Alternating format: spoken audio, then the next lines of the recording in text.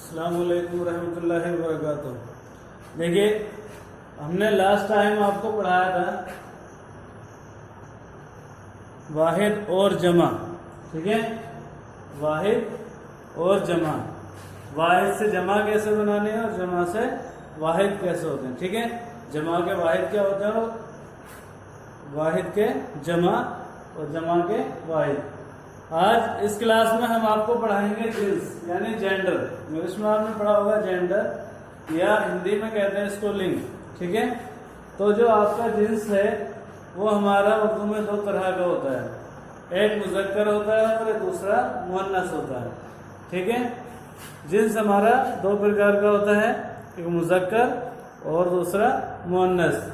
ठीक है, देखिए क्या होता है मुज़क्कर कि वो सभी जानदार और बेजान चीज़ें, वो सभी जानदार और बेजान चीज़ें जो नर होती हैं, जो नर होती हैं क्या कहलाते हैं? मुज़क्कर कहलाते हैं। ठीक है, वो सभी चीज़ें जो जानदार हो चाहे बेजान हो लेकिन नर हो क्या कहलाती हैं? मुज़क्कर कहलाती हैं। ठीक है, यानी नर का मतलब है, जैसा आपने पढ़ा होगा हिंदी में पुल्लिंग कह देते हैं, या इंग्लिश में इसको कहते हैं मस्कुलिन। ठीक है, तो आपका जो मस्कुलिन होता है वो आपका क्या कहलाता है? वो मुज़क्कर कहलाता है। ठीक है, अब जैसे अगर हम इसका एग्जाम्पल देखें, जैसे असलम, यहाँ पर हम लड़का भी ले सकते हैं, कुछ भी ले सकते हैं, इसके लिए मर्द भी ले सकते हैं, घोड़ा, दरख्त वगैरह। ये एग्जाम्पल में क्या है? जैसे असलम, घोड़ा, दरख्त वगैरह। ठीक है, तो ये हमारे मुज़क्कर कहलाते हैं। अब नेक्स्ट अगर हम देखें, दूसरा आता है हमारा मुअन्नस। ठीक है, मुअन्नस क्या होता है? फेमिनिन जेंडर आपने पढ़ा होगा इंग्लिश में, स्त्रीलिंग कहते हैं हिंदी में। तो वो सभी जानदार और बेजान चीज़ें, वो सभी जानदार और बेजान चीज़ें जो मादा होती हैं, जो मादा होती हैं क्या कहलाती हैं? मुअन्नस कहलाती हैं। वो सभी चीज़ें जो मादा होती हैं, चाहे वो जानदार हो चाहे वो बेजान हो, सब क्या कहलाएंगी? मुअन्नस कहलाएंगी। जैसे लड़की, घोड़ी, गाय, मेज, कुर्सी वगैरह के इस तरह के जो एग्जाम्पल हैं, जिनके हम नाम लेने से हमें ऐसा महसूस होता है कि ये मादा है, ये तो वो हमारे क्या कहलाएंगे? मुअन्नस कहलाएंगे। अब नेक्स्ट आता है, अगर हम इसको जानदार और बेजान के ऊपर अगर हम देखें तो ये दो अलग अलग जेंडर होते हैं, एक होता है हकीकी और एक होता है गैर हकीकी। ठीक है, तो जिनसे हकीकी क्या होता है हमारा कि वो सभी नर और मादा, इसके अंदर दोनों होते हैं, क्योंकि हम जानदार और बेजान के ऊपर अलग अलग कर रहे हैं। इसको नर और मादा के लिए हमने अलग नहीं किया। नर और मादा तो हमारे मुज़क्कर और मुअन्नस हो जाते हैं। तो अगर हम इनको कंबाइंड देखें तो हमारे जो जेंडर होते हैं दो तरह के होते हैं, एक हकीकी और एक गैर हकीकी।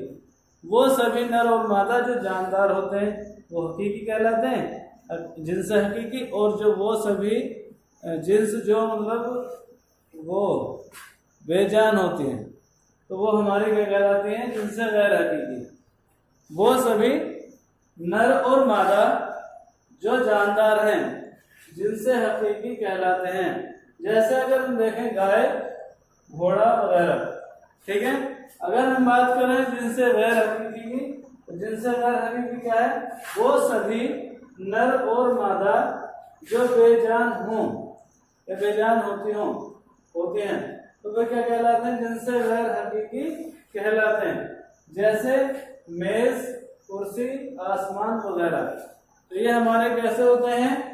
जिनसे गैर हकीकी होते हैं, जो हमारी बेजान चीज़ें होती हैं। ठीक है, तो जो जानदार होंगी वो हकीकी और जो बेजान होंगी वो गैर हकीकी।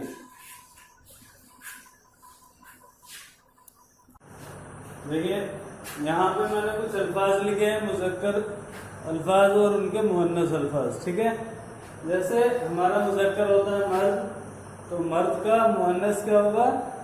औरत। ठीक है, मुज़क्कर है मर्द तो उसका मुअन्नस औरत। बाप है मुज़क्कर तो उसका मुअन्नस है माँ, मुज़क्कर है वालिद तो उसका मुअन्नस है वालिदा, ठीक है।